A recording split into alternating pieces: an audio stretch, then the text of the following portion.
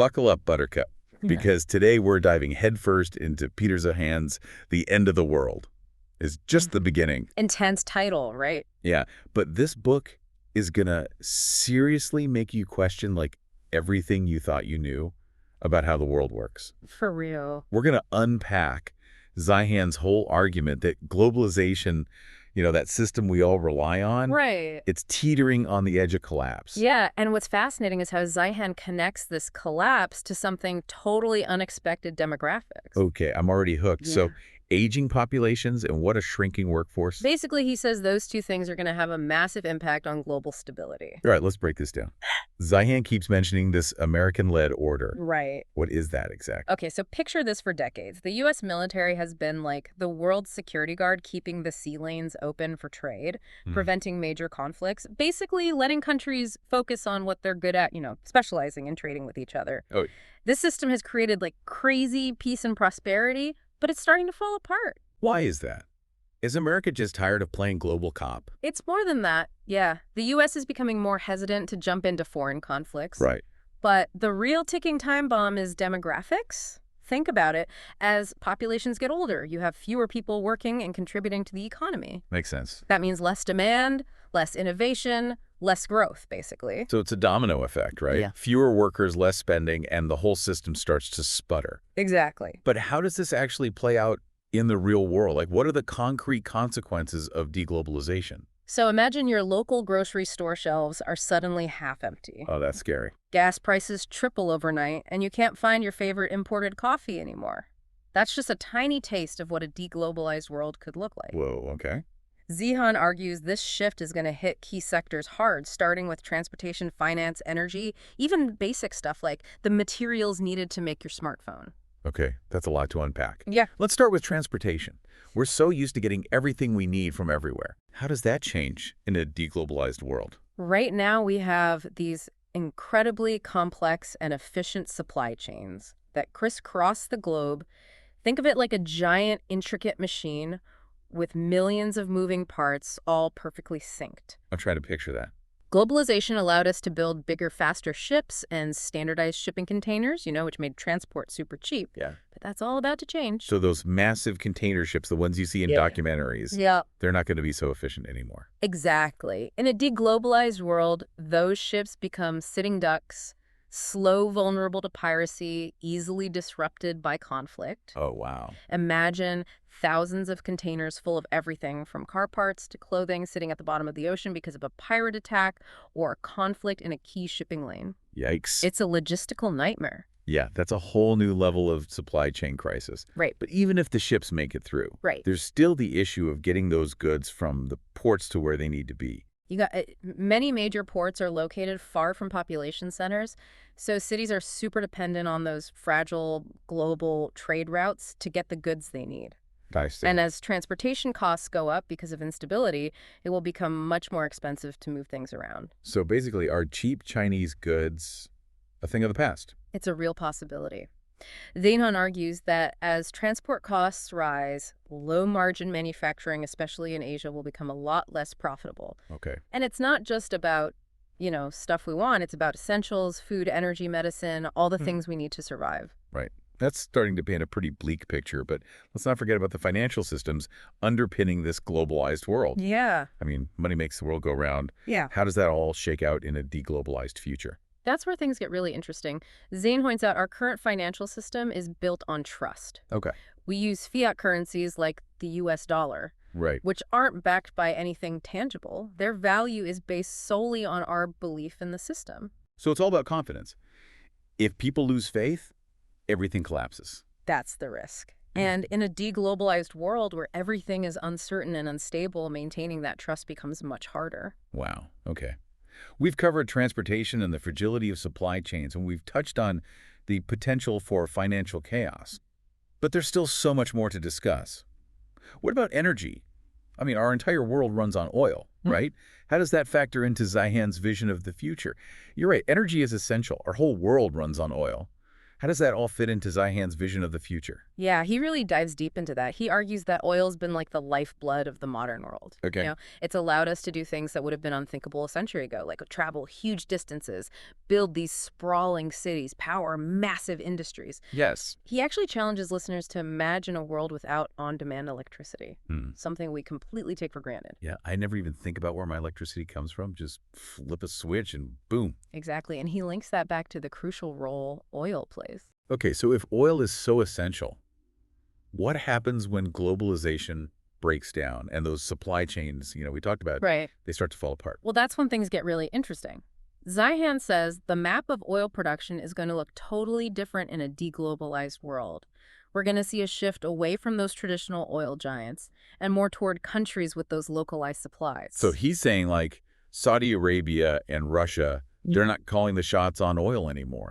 Not necessarily over, but their influence will definitely decrease. Zeihan points out that a lot of those traditional oil fields are aging, Oh, I see. and they need huge investment and expertise just to keep the oil flowing.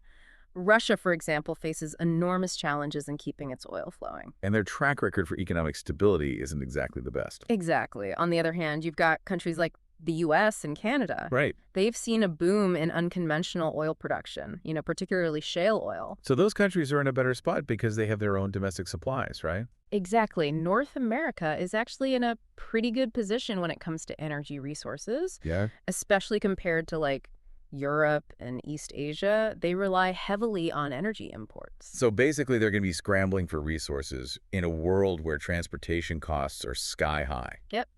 And don't forget about the wild card Venezuela. Oh, right. They were once a major oil producer, but their industry has totally collapsed because of mismanagement and all the political turmoil there. It's a mess. It's a cautionary tale of what can happen when a country doesn't manage its resources well. Yeah, that's a good point. It's all starting to feel like a big game of risk with countries fighting over these essential resources. But we've been talking big picture. Yeah. Let's zoom in a bit and talk about something we use every day, smartphones. Okay.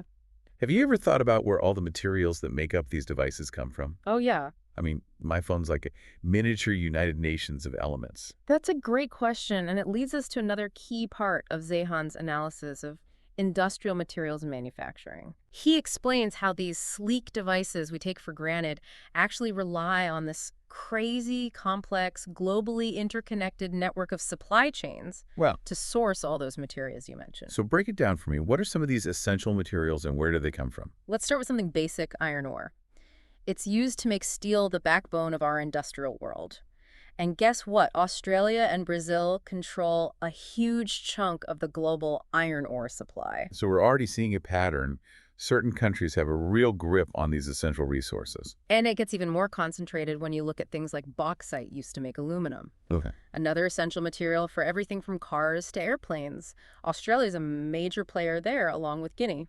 So like Australia is going to be pretty important in this new world order. Absolutely. But then you have things like cobalt and lithium, which are essential for batteries, the things that power our smartphones, laptops, and increasingly electric vehicles. And China has a lot of control over those materials. Well, bingo. And that raises some serious concerns about potential bottlenecks and disruptions in a deglobalized world where China might not be so willing to play ball. Right. So if those supply chains get disrupted, it's not just about iPhones and Teslas being delayed. No. We're talking about everything: infrastructure, transportation, energy production. Exactly. It's a domino effect. Yeah, that's Zeihan's point, right? These highly specialized, globally interconnected supply chains are incredibly vulnerable. Imagine a world where countries are hoarding those essential materials, using them as bargaining chips in political disputes, or simply can't transport them because of rising costs and security risks. It's a chaotic picture. For sure. We've Yeah. talked about transportation, finance, energy, and even the materials that make our modern world possible. It's a lot to take in, and it's a little unsettling. But there's one more piece we need to discuss, something even more fundamental, more essential to our survival than anything else. Let's talk about food. Great transition, because Zeihan spends a lot of time in his book analyzing how globalization has transformed the way we produce and consume food. He points out that we've become incredibly efficient and specialized, with countries focusing on specific crops and trading for what they need. So we have Iowa producing corn, Brazil producing coffee, and we all get to enjoy this global food buffet. Exactly. But just like those other sectors, this specialization comes at a cost vulnerability. Modern agriculture relies on this complex web of inputs. Specialized equipment, fertilizers, pesticides, and of course, efficient transportation networks to move all that stuff around. And in a deglobalized world, All those inputs are at risk. and we're not just talking about economic disruption here, we're talking about potential famine, food shortages, Yeah. social unrest on a massive scale. Exactly. Zeihan predicts certain regions, especially those heavily reliant on food imports, will face huge challenges feeding their populations. He specifically highlights the importance of wheat production and the challenges faced by major exporters like Russia and Ukraine. He also discusses other key crops like corn, soy, rice, and how their production and consumption patterns might shift drastically in this new world order. It's a sobering analysis that really makes you appreciate how much we take for granted in our modern interconnected world. Absolutely. So we've covered a lot. Collapsing supply chains, the potential for resource wars, financial meltdowns, even food shortages. It's a pretty bleak picture of the future. But Zeihan doesn't just leave us hanging with this doom and gloom scenario. He also offers some insights into what this post-globalization world might actually look like, Okay. and maybe more importantly, how we can prepare for it.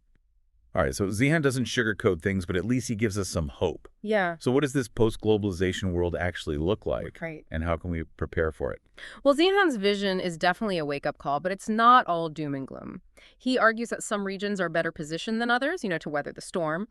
For example, he believes North America, the US, and Canada have some key advantages. Like what? Because they're not exactly immune to deglobalization, are they? True, but they've got a few things going for them. First, they're incredibly resource-rich, energy, food, water, you name it, they've got it. Right. Second, they have large integrated internal markets, so they're less reliant on global trade, than, say, Europe or Asia. Right. And third, they have the benefit of geography. They're relatively isolated from those major conflict zones. So they can kind of hunker down and ride out the storm, is that what you're saying? Like a fortress? Yes, America? there's an element of that for sure. Zeihan suggests that North America will probably become more inward focused, Okay. Prioritizing its own needs and security.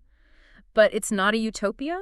He predicts there will still be plenty of challenges, social and political tensions, as people adjust to this new reality. So what about the rest of the world? Europe, Asia?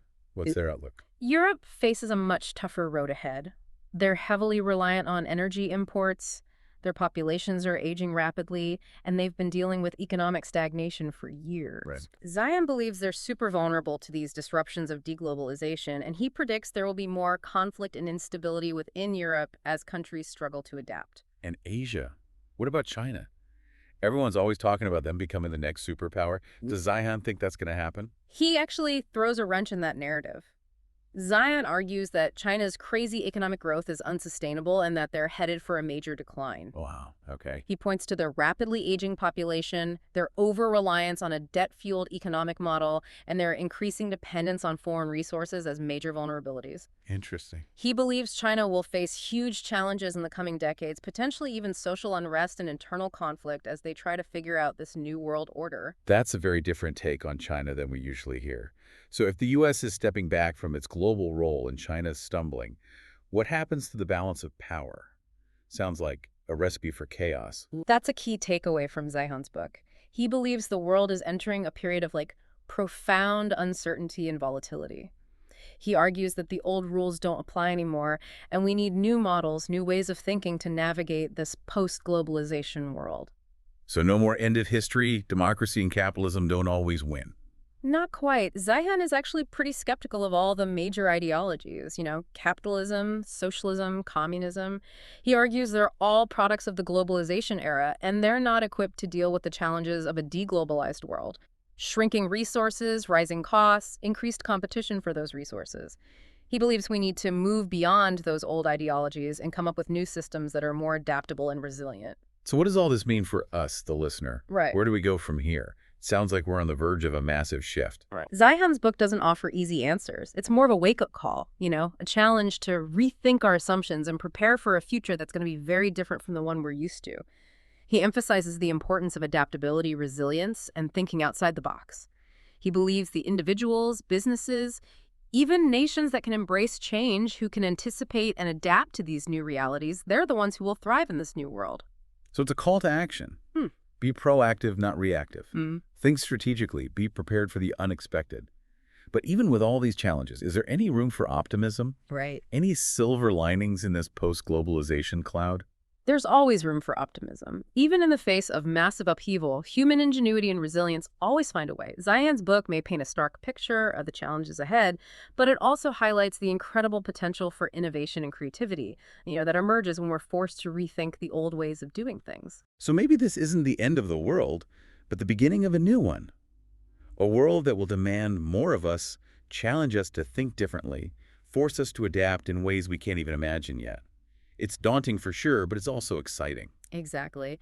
The future is uncertain, but by understanding the forces at play, by challenging our assumptions, and embracing the unknown, we can navigate these uncharted waters and create a future that is both prosperous and sustainable. That's a great point. We hope this deep dive into Peter Zeihan's The End of the World is just the beginning, has given you a new perspective on the world and inspired you to think critically about the challenges and opportunities that lie ahead. Remember, the future is not set in stone. It's up to us to shape it. Exactly. That's it for this deep dive. We'll catch you next time on The Deep Dive, where we explore the big ideas that are shaping our world.